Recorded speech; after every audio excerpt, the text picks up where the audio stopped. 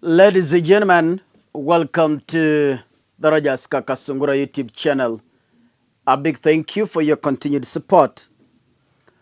As we all know, Donald Trump is officially the current president of the United States of America. He has taken over from Joe Biden, who has been in public service for the last 50 years. I keenly watched how he jetted out of Washington, D.C.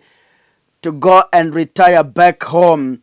So Biden has officially retired from public service after serving for one term as the president of the United States of America. There is a video clip you've just watched or you've been watching on the internet, mostly on TikTok, because that is where I have seen the clip circulating, and this is the video clip. Today, as we celebrate democracy, I want to take a moment to acknowledge a special guest who traveled all the way from Kenya to join us during this historic occasion. The former Deputy President of Kenya, Rigathi, is a man of great integrity and vision, has graced us with his presence. However, I must address a troubling matter. Recent reports from Kenya highlight an alarming trend: disappearances and abductions targeting the youth. The current administration, led by President William Ruto, has been under scrutiny for these human rights violations. Let me be clear, no government should ever silence its youth or subject them to fear and oppression.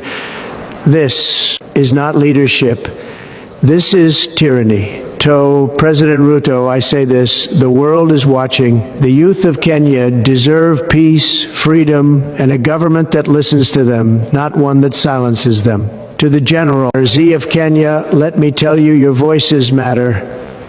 You are the change makers, the dreamers who will shape the future of your country.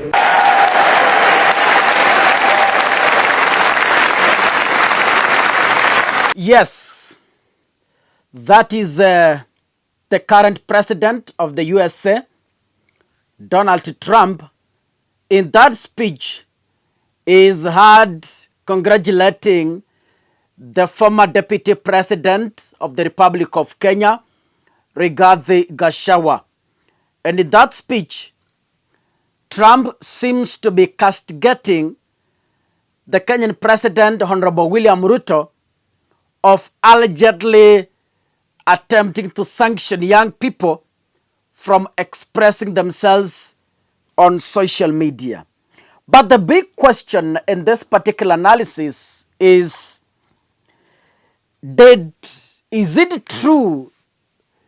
Did Rigathi Gachagua honestly attend Trump's inauguration as per the speech you've just heard? So many people have called me. My fans have called me asking, Kaka J, ni kweli? The last call was today morning. Someone called me from Luo Nyanza and was inquiring if it's true. You know, I'm a professional journalist. And before I put news here, I do verification first. So maybe ukiona kuna kitu Kaka Sungura hajaweka, just know it has some question marks. I know some of you have been waiting for me to do analysis on this, but I've been forced to do it because of the calls you've made. First of all, before we proceed, I virtually attended Trump's inauguration virtually. That means I was watching on television through online platforms. First, there are some world leaders I noted who attended. And you know, I read a lot on how America does its inauguration. Not only this one, but even the previous one, Joe Biden.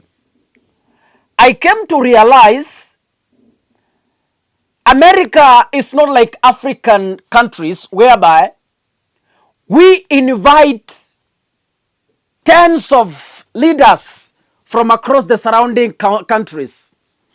But in America, it is so different. So different. In fact, I saw like 3 notable key leaders. Kama wengine walikuwa, but I noted 3, and I think only 2 were sitting leaders. Others were ex-leaders from the various countries. I spotted Italian Prime Minister. I don't know how you pronounce this name. Giorgia Meloni. Giorgia. I don't know, it's Giorgia Meloni from Italy. I saw Argentina's Javier Milei, kwa sababu nawajua kwa sura. I saw the former UK Prime Minister Liz Truss, or Truss, as you could pronounce it. Now, these are the only key notable figures I saw attending the inauguration. I did not see at any point even a single African president attending. I did not even see other world presidents attend. That is the rules and regulations as they do it. Labda ni sheria zao. As I've told you earlier, the USA does so differently when they are running the inauguration. The African inaugurations have a lot of drama, but the one for the United States, very simple with a few people. We don't call billions of people on stadiums. It was just a few invited guests, and that was it. Ladies and gentlemen, I watched Trump's whole speech. He made like a 30 minutes speech. In Kenya here, a president makes an inauguration speech of 3 hours. Akisema tutatenga na kutengua. Yeah? Hey. But in this particular case, Trump made only a 30 minutes paperless speech. Paperless. Na kama alikuwa anasoma vitu vichache tu from the teleprompter. I keenly watched that speech paka kamaliza. I want to confirm there is nowhere in his speech he mentioned regarding Gachagua. There's nowhere.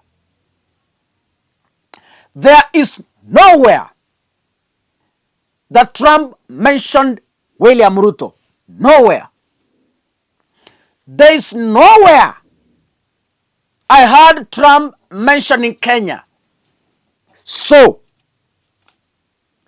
by the way, the day Trump was being inaugurated, though here it's at night, during the day, Gachagua was meeting the Ma leaders in his Wamunyoro home. He never traveled to the United States. And if he was to travel, it could have been news all over. Gachagua mapicha tungekuwa tunaona kila mahali. So, do not be misled by either artificial intelligence generated speeches to convince you to follow fake news. And let me warn the people of the Republic of Kenya. With the emerging technology, there's a lot of fake news on the internet. If you want to verify, you can follow me on Facebook, Rogers Kakasungura. You can follow me on Twitter at Roger Kakasungura. You can follow me on YouTube here, Rogers Kakasungura. So that you are not misinformed. Na kama hamjaona kaka ameweka kitu, nyinyi jua hiyo ni fake. Kama hii speech ya kusema at Trump is acknowledging the presence of Rigathi Gachagua, that is fake news. That is a fake generated speech to not be hoodwinked to believe. So I hope you know now. God bless you, ladies and gentlemen. See you in the next episode. Asanteni sana.